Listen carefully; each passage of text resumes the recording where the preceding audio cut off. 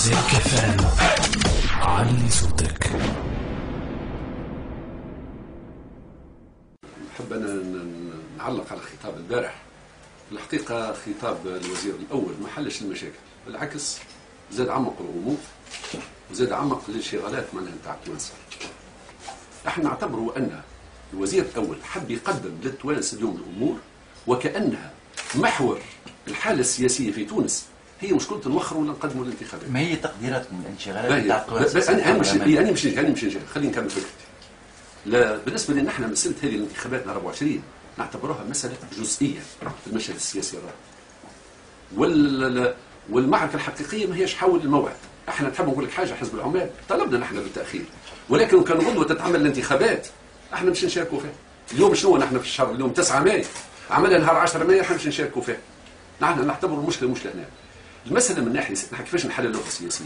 احنا نعتبروا أن هذه ثورة. الثورة دي اتعملت ضد أطراف، ضد أجهزة، ضد مصالح. من ناحية سياسية لازم تحدد شكون اللي عنده مصلحة اليوم باش يكسر، باش يضرب، باش كذا. لا مش نكمل القيتة. ثم بالنسبة لنا احنا في حزب العمال ثم حزب الدستور اللي هو حلة وهو المستهدف بالفصل 15. الوزير الأول وقت يقول نهار الجمعة وقت اللي صار الوفاق، دوسي شكري بالعيد يقول لكم صار وفاق ولا صارت المشاكل. الوفاق صار على حساب شكون؟ صار على حساب التجمع معناها الدستوري المستهدف. والبارح مثلا نتحدث عن السجون يقول وحاول يبسط قضيه السجون، ثم مسؤولين معنا مديري سجون والله عندهم مشاكل. إيه شنو رايك انت الوزير الاول في مديري سجون يقولوا زميلنا اللي قتل ما يلزموش تحاسب؟ شنو رايك وقت يقول الامن التونسي يعيش حاله نفسيه سيئه على خاطر الناس يقول لك انا تلقيت تعليمات؟ شنو رايك انت كوزير الاول؟ مش تحاسب اللي عطاو تعليمات ولا ما تعموش؟ بالنسبه لنا المشكله الحقيقيه لهنا والسؤال اللي يطرح هو شكون عنده مصلحه في الانفلات؟ وبكل تاكيد لا هو الشعب التونسي ولا هو حزب العمال ولا هو القوى الثوريه اللي ناضت ضد بن علي وساهمت في تطيح بن علي. هذيك ما عندهاش مصلحه اطلاقا. محور خطابك انه اليوم الشعب التونسي عليه التصدي لمن يحاولون التخريب والتكسير. فعلا والقوى الثوريه يلزمها تتصدى اكثر من هكا. احنا نعطيك في حزب العمال البارح العشيه مناضلين مشاو باش يتصداو للتخريب في حي التضامن، ولت البارحين مناضلين معناها وصلوا وانهم منعوا جنبوا حي التضامن والانطلاقه. معركه كبيره ياسر. احنا ضد الشيء هذا لانه ما يخدمش مصالحنا كحزب واللي هي مصالح معناها الشعب التونسي. لكن من الضروري ان نفرقوا ما بين المظاهرات السلميه اللي هي راي حق لا ينبغي المساس به وما بين هالعصابات الاجراميه هذه اللي قاعدين يدزوا فيها من اجل انها تدفع بتونس نحو الهاويه.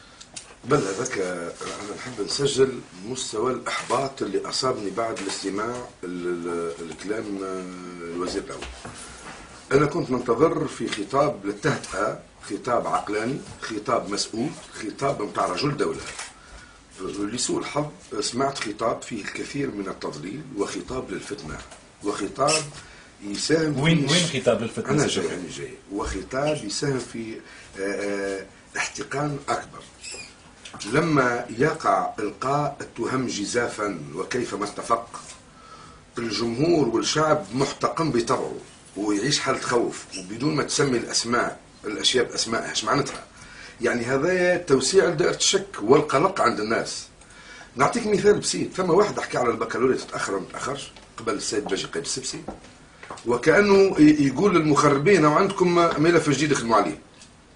كنت ننتظر في خطاب للتطمين للتهتئة مسؤول.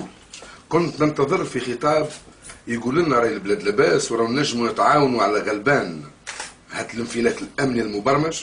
كنت ننتظر في خطاب يحكي لنا على انه البلاد راهو فيها موسم فلاحي ناجح وكبير. كنت ننتظر في انه تتعبأ القوى نحو دفع البلاد للاستقرار. فاذا به سمعت قول فيه كثير من الالغام بصدق. هو وجه اخر للخطاب اللي سمعناه قبل من عند السيد فرحات الراشحي، وجهين لعمله واحده في الخطاب.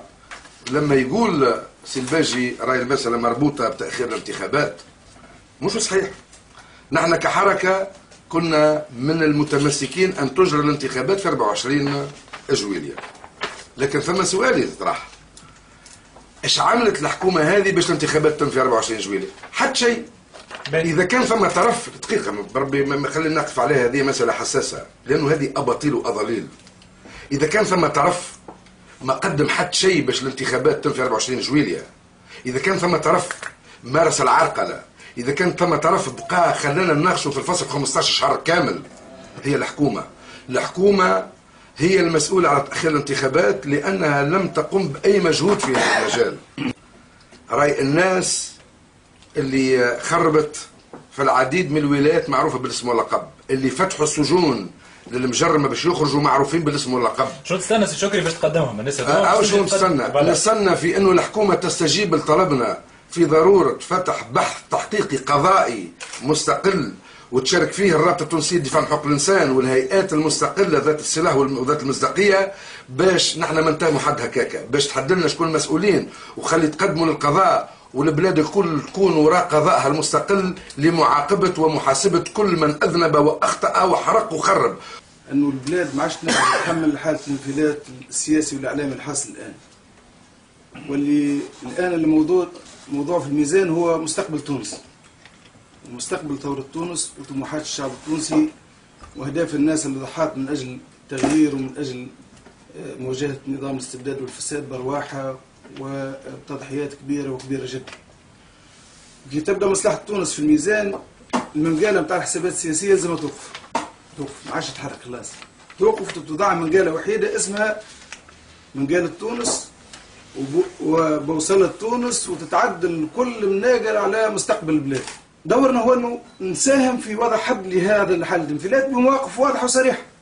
نحن مع حق الشعب التونسي من اجل التمسك بحريه التعبير وبحريه التظاهر في اطار سلمي. واهم ما كان في الحركه الثوريه هذه اللي صارت في البلاد هو طبعها السلمي.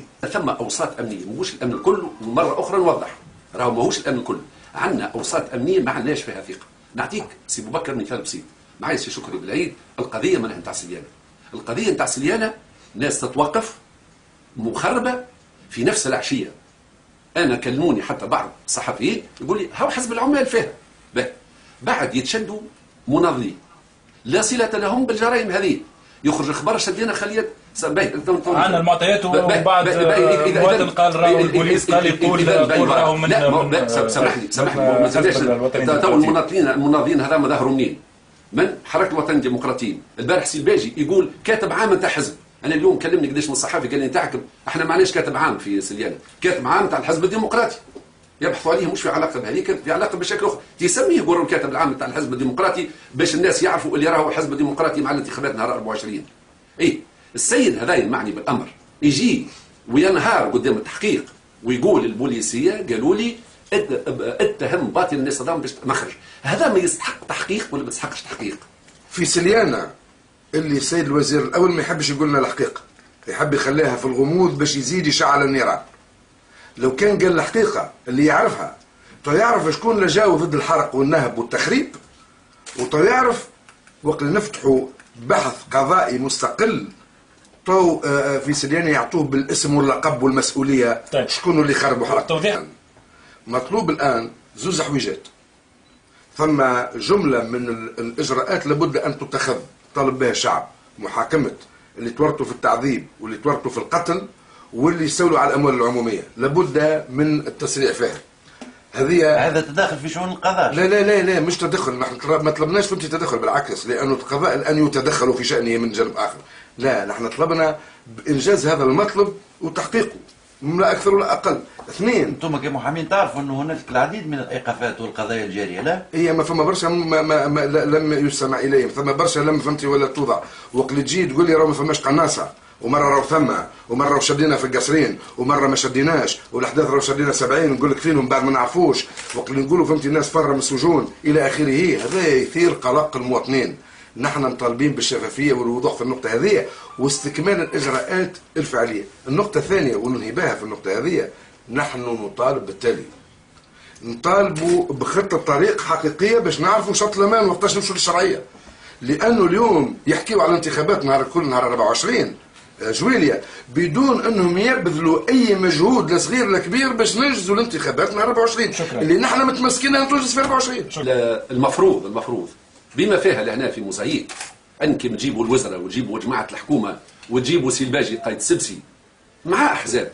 انا ماذا بيا سي الباجي قايد سبسي مقابلني توا، خليني نتجادل انا وياه.